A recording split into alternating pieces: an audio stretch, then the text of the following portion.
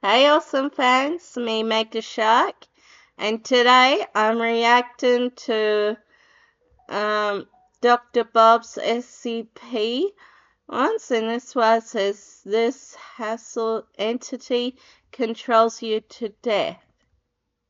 So yeah, and also don't forget to subscribe. I really need subscribers, please. So let's get to it. She strode into the cockpit like she owned the sky. Piloting a giant metal bird wasn't just a job anymore. It was performance art. The cabin was her stage, the controls her props, and every takeoff, maneuver, and landing was a flawless act and a play only she could direct. As she settled into her seat, she glanced at her co-pilot, who seemed to be practicing his "I'm a confident flyer" look. It wasn't working. She suppressed a chuckle and grabbed the checklist. "Let's see if our baby got a good night's sleep," she quipped, ticking off items with flair. "Hydraulics, check. Fuel, topped off like a teenager's gas tank on prom night. Instruments, brighter than my future." Her co-pilot, trying to match her vibe, added, "And the weather's as clear as my last medical checkup." She shot him a look that could curdle milk. The passengers boarded in a steady stream, a murmur of early morning drowsiness filling the cabin. She glanced at her co-pilot. His eyes darted to her, then quickly away as he fumbled slightly with the communication system settings. She adjusted the dials, her fingers sure and steady. "Phoenix Tower, Flight 217, ready for departure?" She communicated into her headset, her tone professional as ever. "Flight 217, you are clear for takeoff," crackled the response from the tower. The engines roared to life, a sound more comforting to her than any lullaby. With a gentle nudge of the throttle, the beast beneath them stirred, eager to break the bonds of gravity. Just as they were enjoying the smooth ascent, the serenity was rudely interrupted by the console's urgent beeping, a warning from the collision avoidance system. Her eyes fixed on the radar, where an uninvited dot was fast approaching their airspace. "Incoming traffic," she noted, her eyes narrowing at the radar. Her hand paused on the yoke, ready for action. The co-pilot peered at the screen. "It's on a collision course." The situation was critical. She needed full control now. She reached for the autopilot switch, her moves quick and sure. But even as she flicked it off, the console system didn't respond. "Really?" she exclaimed, a hint of panic creeping into her voice. She flicked it up and down again, harder, more determined. Seconds ticked by, each one critical. Her gaze went to the console lights. They all remained lit, mocking her efforts. The display flickered ominously, as if some unseen force was toying with the aircraft's systems. In a final, desperate attempt, she slammed her palm against the console. The button finally gave in with a reluctant click, the lights flickering off one by one. "There we go," she gasped, relief washing over her for a split second. Immediately, her hands flew to the yoke, gripping it tightly as she executed a sharp, decisive maneuver. The rogue plane flashed by. Her heart pounded as she stabilized the aircraft. "That was too close," her co-pilot breathed out. "Too close doesn't count," she replied sharply, her focus already shifting back to the controls. She smoothed their course, the adrenaline of the moment settling as quickly as it had flared. They landed without further incident, the wheels touching down with practiced ease. The near miss was officially logged, but the digital record showed no trace of the encounter. A ghost in the machine. "Like it never happened," her co-pilot observed, scrolling through the logs. "Except it did," she corrected him quietly as they taxied to the gate.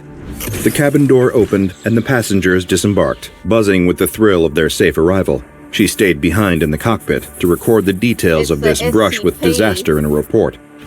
The incident lingered in her thoughts as she walked through the airport, a puzzle demanding to be solved. But with the next flight already boarding, she forced her mind to shift gears. After all, no one had been harmed. She was a hero. As she strode into the next plane's cockpit, the familiar panels greeted her like old friends after a tough day. When the last of the passengers settled, she initiated the pre-flight checks with a practiced flick of her wrists. "All right, let's see if the rest of the day can be just a little less eventful," she quipped to her new co-pilot, who offered a nervous chuckle in response. They had heard about what had happened in her last flight. Everyone in the airline had. As they ascended, everything seemed normal. The skies were clear, and the aircraft hummed along, slicing through the air with ease. Yet, As they neared Salt Lake City, happen. an unwanted guest appeared. Not on the radar this time, but on her fuel gauge. The needle dipped ominously. What "This can't be right," what? she muttered, her eyes darting between the gauge and her flight instruments. She had visually confirmed the half-full tank before departure. "Looks like we're running on fumes." Her co-pilot swallowed hard, his eyes glued to the plummeting needle. Do we call it in?" she snapped, already reaching for the radio. "Mayday, Mayday, this is Flight 217. We have a suspected fuel leakage and require an immediate emergency landing." Oh my gosh. The response was swift. The control tower issued coordinates for the nearest suitable landing area, a deserted cornfield that looked more suited to scarecrows than aircraft. Turning to the cabin intercom, she spoke with authoritative clarity. Good. "Folks, we're experiencing a minor technical issue with our fuel readings. As a precaution, we're going to make a brief... Unscheduled stop. Please remain seated with your belts securely fastened." Mild panic moved through the cabin. It was quickly subdued by the flight attendants as they moved down the aisles, reassuring passengers and checking every seatbelt. As the ground approached, she kept her cool, her hands steady even as her heart raced. Oh, The landing was dear. anything but gentle, This is the aircraft crazy. jostling as it plowed through the corn, or something The else. it was SCP controlled, every really judder a making testament to them her skill. When the plane finally screeched to a halt, anxiety. a heavy silence enveloped the cabin. The stunned passengers and crew sat motionless, the tension palpable. Before long, the distant wail of sirens cut through the quiet, growing louder as a convoy of ambulances and fire Yeah. trucks approached. She was the first to step out into the crisp air, the rest of the crew and passengers following. Their faces were etched with relief and disbelief as they quietly boarded the shuttle buses, waiting to take them to safety. As the last of the passengers departed, the ground team of technicians swarmed around the aircraft. Oh, A quick boy. inspection of the fuel tank revealed the truth. It was as full as when they'd left Denver. She stared at it, perplexed. The airline's maintenance team suggested a sensor glitch, a too simple explanation that did little to set her mind at ease. Oh, "A dear. glitch?" she repeated, her tone skeptical as she signed off the necessary paperwork. Or something else. She stood in the middle of the cornfield, It's the something plane's else. imposing silhouette casting a It's the long shadow in the SCP. afternoon sun. Her mind raced, not just with the day's events, but with the lingering doubts about what was really happening to her flights. Yep. "Something's off, and it's not just the sensors," she muttered to herself. She's right. Her next flight a few days later was completely booked. The cabin was alive with a low hum of excited travelers and the clink of seatbelts securing. Midway through the flight, while passengers were nestled in their seats, eyes glued to screens or shut in rest, the plane shuddered. The autopilot began to shit. falter. On her console, the path veered inexplicably, a silent deviation toward danger. We're going off course. She announced, her voice calm, but her mind racing as the navigation display This is spun a not tale of good. impending doom. The plane was heading straight Seems for a like mountain this range, SCP looming like was. giants waiting in ambush. It's only eye With no on time to her. question the why, she snapped into action, her hands gripping the manual controls. "Hang on," she murmured, almost to herself, as she disengaged the autopilot with a decisive flick. The system protested, a series of beeps and clicks that Oh sounded my almost gosh. like disagreement. Oh my gosh. Oh The my aircraft gosh. responded to her touch, Oh my albeit gosh. begrudgingly. Outside the cockpit windows, blurs of green and brown from the mountain peaks whooshed by. Oh my goodness. Passengers Oh my screamed, goodness. flight Oh my attendants goodness. cried, and her co-pilot wet themselves. Once she had That's righted their course and understandable. steadied the plane, the cabin was filled with a cautious murmur of relief. She reassured the passengers over the intercom, her voice a blend of professionalism and warmth. Ladies and gentlemen, we had a slight hiccup with our navigation, but rest assured, your safety is my top priority, and we're now back on course. Back on the ground, the post-flight That analysis was was less crazy. comforting. The data That was logs, really sterile and crazy. indifferent, showed no sign of the autopilot failure. According to the aircraft's digital memory, it had been a smooth, uneventful flight that was right on course. "I'm not imagining things," she insisted during a debrief with her superiors. "Something or someone is tampering with the aircraft I'm piloting," she continued, her voice firm despite the rising tension. She was led into a sleek, modern office where the head of the airline waited. Hi. His expression was unreadable, adding to the gravity of the moment. He's got a stern She took a look. seat across from him, her posture rigid, bracing herself for the impact of his words. "I've reviewed the reports and the data logs from your flights," he began, his voice even, "and I'm concerned about the discrepancies between your accounts and what we're seeing in the logs." She listened, her jaw tightening with each word.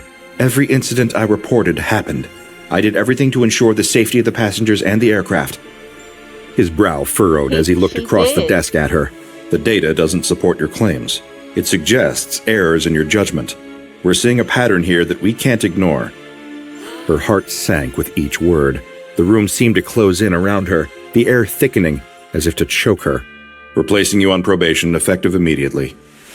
As she stood to leave, a firm hand on her shoulder stopped her. Hey. 2 security officers stood beside her, their expressions unreadable.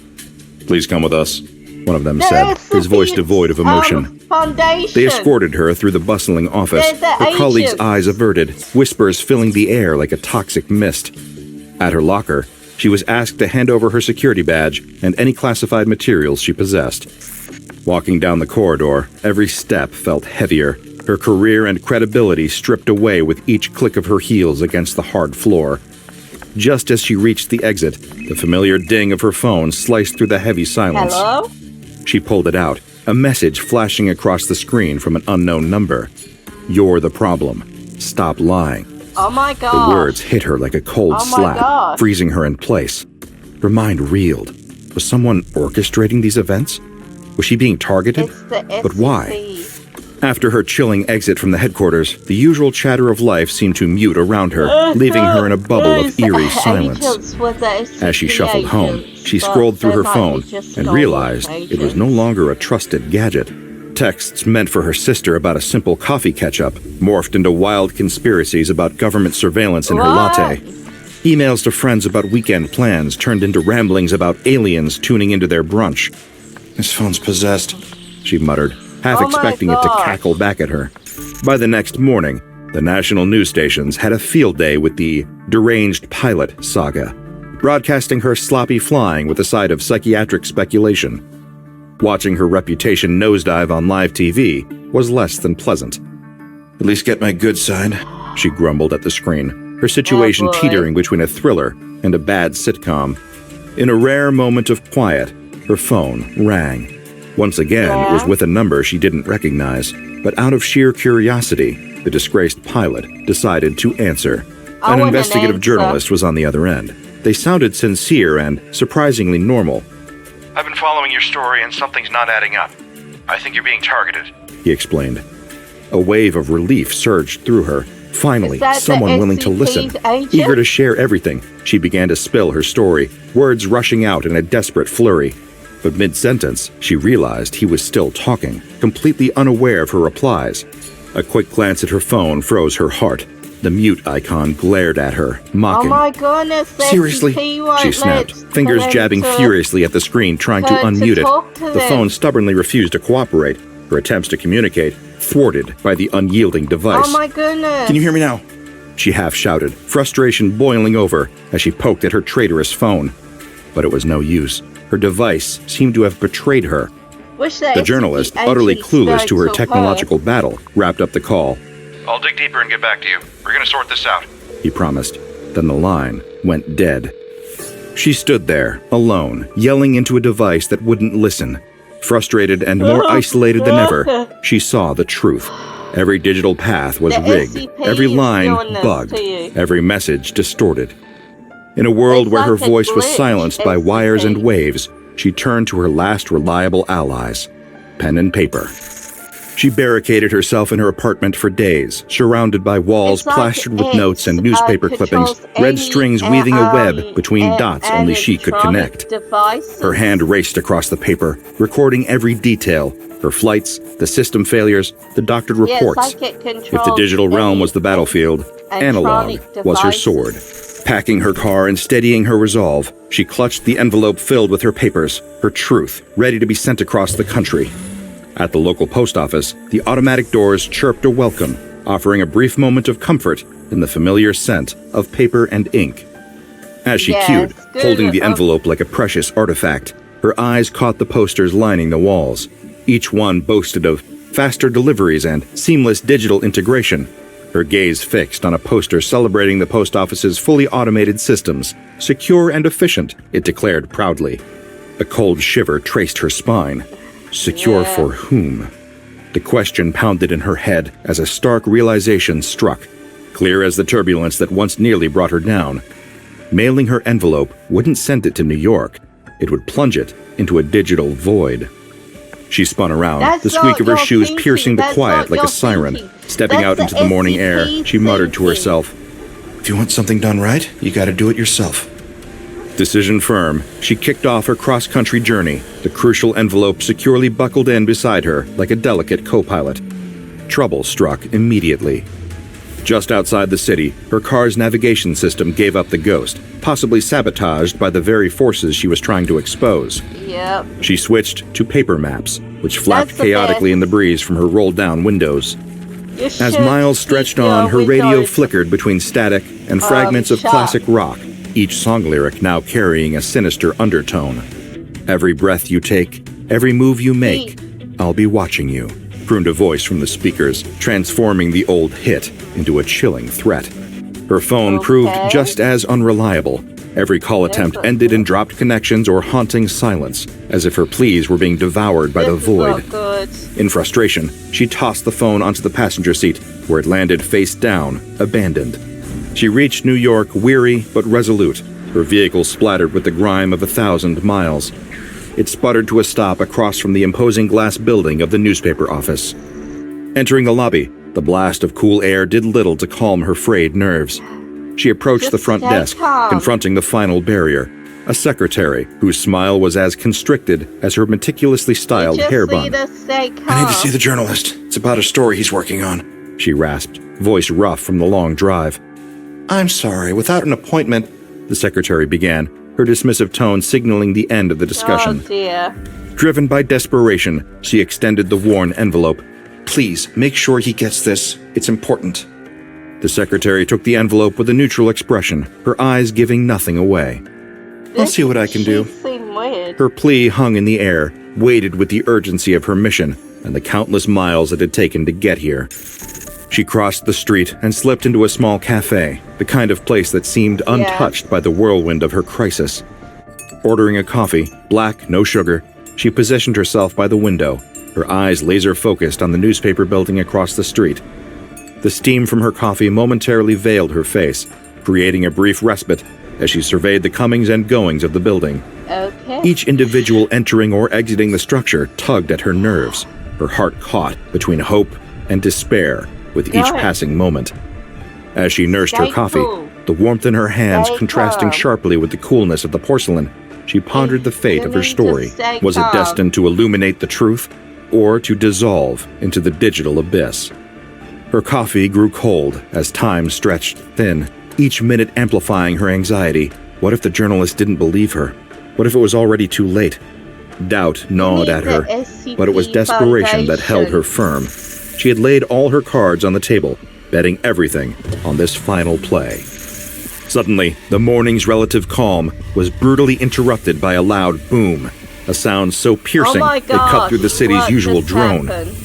Her head whipped towards the sound, just in time to see an explosion erupt from the ground floor of the newspaper building. Windows shattered, hurling glass like lethal rain across the pavement. In an instant, her coffee was forgotten, the cup crashing to the ground and shattering unnoticed as she bolted from the cafe. The scene outside was chaos incarnate. People streamed from the building, their expressions etched with terror and confusion. Some bore injuries, their clothing singed, their skin streaked with soot and blood. She approached a bystander, a man clutching his arm, his face a mask of shock. "What happened?" she demanded. "A journalist's computer. It just exploded right there on his desk.